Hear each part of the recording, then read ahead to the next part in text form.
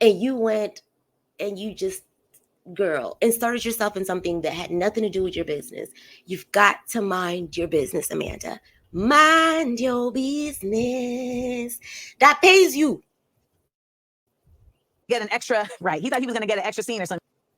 So now we're on set, and I finally say to Issa, so we're just not going to talk about this? Because it's now going on for 3 weeks, and my mental health is suffering, okay? Mm-hmm. And it was a tough time. And she's like, well, you know, like, what do you want to talk about? And I said, listen, like, this was a terrible experience. Right. This was terrible. And I, like, literally cried, like, face to face with her, like, this is terrible. And she's like, this is the first time she finally says, like, well, I'm sorry that happened to you. It took 3 conversations. Mm-hmm. And I said, well, you know, I'd like to talk to you further because I need you to speak to Vanessa. She is trying to ruin my career. She's like, I don't think so. Like, she's trying to ruin my, so I bring her into the room, I bring her into my trailer, and I had to do another 48 Laws of Power. I sat her on a higher plane than myself so that she can feel as the queen. And in this setting, she is the queen. Right.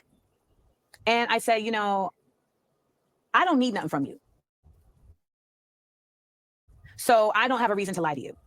But the people that work for you, like in close quarters, whose names are really attached to you, they will lie to you.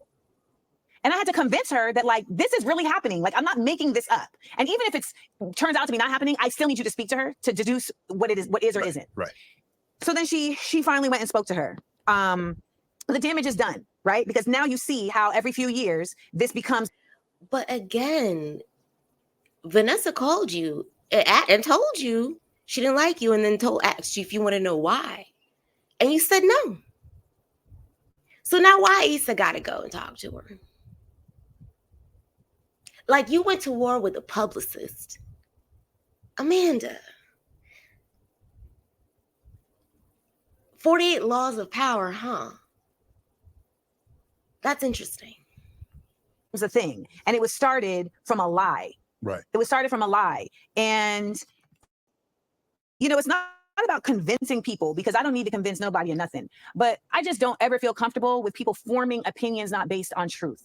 Shit, I got in trouble for saying nigga on Insecure. I got in trouble for telling a brother he was a revolutionary nigga. In trouble. Like, literally got pulled aside and was told, we need to talk about the incident that you had. I guess when you're in corporate, you got to keep it corporate, man. We say nigga on the show. We say nigga all day on this motherfucking show. And it was a black woman who pulled me to the side. And this brother is tatted from the neck down, eating edibles on set from Detroit. I mean, that's nigga.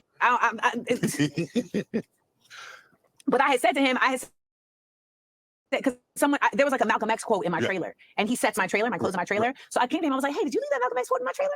And he was like, nah. I was like, damn, you're the only revolutionary nigga around here. He was like, I'm not a nigga. And I said, okay, I get it. Who said that? And I kept it moving. Yeah. This was the incident. So she's like, we need to talk about the incident. And I said, well, what incident? What incident? Well, when you just referred to him as a nigga. And so actually, I referred to him as a revolutionary nigga. It was a compliment. Right. Yeah, but when he said he's not a nigga, you didn't take it back. I said, like, you mean like take back seats?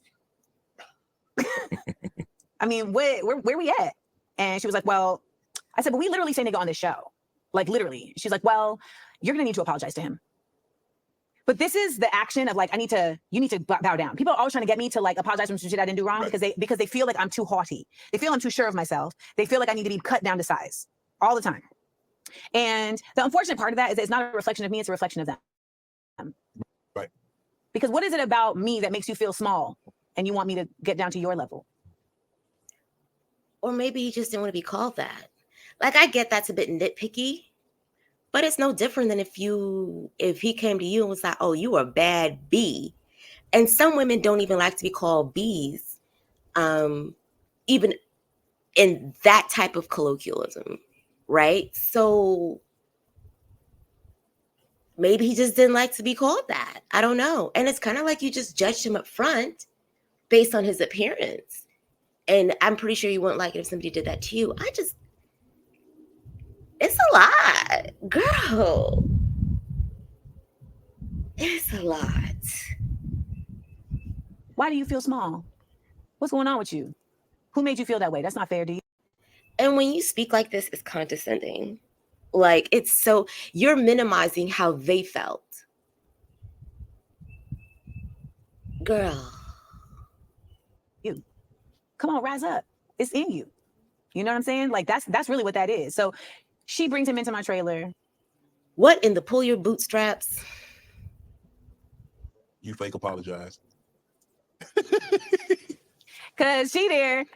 And I was like, oh, you good? She's like, no, I need to stay in case something happens. What's gonna happen? I look at him, what you think is gonna happen? He's like, I don't know. I was like, oh my God. I said, you know what? I apologize for calling you nigga. I did not intend to offend you. Of course, in my head, what I said was, I should have called you a, but I didn't say that. I didn't say that. But it felt like, right. It felt like it. So now we got to shoot the car scene when we're driving in Malibu. Right. So we in the car and I'm telling them about what happened and I started crying because I'm a sensitive soul and because this felt like another instance where I was being like bullied. And Issa, I think it was a bit nitpicky, but also again, why are you crying about it? You said that to that man. laughed in my mother's face as I was crying and said, well, you know, you do have a tone. At the end of season 1, I pulled Issa aside after this. I said, can we go to dinner? I want to take you to dinner. I took her to dinner. I said, you know, I feel like you think I have something against you. And I don't know why you feel that way. Because we had been cool from even before this. Right. She was like, well, no, I said, I feel like you have something against me. And she said, well, I feel like you have something against me. And I was like, based on what? Because again, Shannon, I'm on your show. Right. I can't do nothing. Like, I'm only to get scenes added if you add them. I'm in pocket, baby. I can't do nothing. Mm-hmm. But it doesn't, I don't think you realize that you're in pocket. I don't. Because honestly, I'll share my thoughts after this. So I said, well, why? She said, well, I guess I was looking at you like your character. Am I that good of an actress? She wrote the character, bro. What? And so I said, you know what? So let's clean the slate because that's not. I had nothing against you. I really don't. And if that came off, that was not my intention. But by the end of the show, you know, there were just certain scenarios where I had to really always be the bigger person and be the balm to the situation. And then in season 5, she just came out her face at me one time too many, and I just chose to stop being the balm because the show was wrapping. It was the end of the season. It was the end of the series, and I'm just not going to keep doing this. So what did you do? Nothing. I just stopped communicating. Oh, I mean, I had a little real, and he says that Issa is like most of her set is with women, camera people, et cetera, and that she's very empowering to women. Oh, I disagree. She wasn't empowering to me. She didn't feel like she didn't feel like I deserved to be protected. I'm only giving I'm only giving a portion of the situation. Yeah. So, but that was my experience. Okay. And nonetheless, I have still always protected her because I felt like it was my responsibility to do so, but it is not. And as you did. Honestly, you guys, this is about as much as I can do. So when it comes to the whole Issa Rae thing, it just seems like she probably wanted more from Issa than what Issa was already giving her. Here's the thing. She's already putting money in your pocket, right? And you couldn't have been that canceled because you got an HBO comedy special around the time, you know, you and Yvonne, around the time Insecure was wrapping up. So I'm confused, you know, because I feel like if it was an Issa thing, then she would have tried to stop that bag. It just seems like maybe in some of y'all's conversations, you know, you caught that condescending tone one too many times with her too. Or maybe a lot of people have had to come to her because it is her production and they've had to complain to her and she's gotten tired of hearing it. I don't know. It just seems like it's a lot. The theme I caught on with Amanda is that there's a lot of entitlement going on. And also, for someone who has read 48 Laws of Power, Amanda, you have got to go back and read everything again. Because the whole theme of 48 Laws of Power is about being likable. If you read all the stories, in the end, it's who was liked the most. That's it. And being likable is a skill.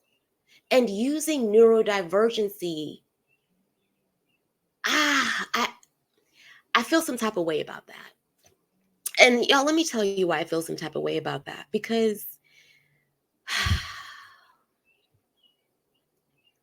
when you get on Al Gore's internet and you equate behavior that people might will see as unlikable behavior to neurodivergency, especially when a lot of Black women are diagnosed later in life because we mask, that's dangerous. And then turning around and saying that you self-diagnosed because it costs 10 grand. 10 grand where? The most I would think would be 1,500 to 2,000, only because psychiatrists, a lot of them don't take insurance. And it costs between $200 to $300 an hour. But you can go to a psychologist, a licensed professional counselor, a mental health professional can diagnose you. What's up with health insurance? I mean, no tea, no shade, but you had a lot to say about people and their passports and their Jordans. But you are saying that investing thousands of dollars into your mental health is too much? Girl, you have a pool in your backyard. Get into it. I don't know. What do you guys think below? What did y'all think about the interview? What did you guys think about all the things we learned about the intricacies between Issa and Amanda? It's a lot. Oof, it was a lot, girl. It's a lot. You're doing a lot. Maybe I'll come back and review some of the other stuff. But oh my goodness, what an interview. Anywho, if you like the vibes, like the video, comment your random thoughts below, share, subscribe, and until next time, my loves, stay random.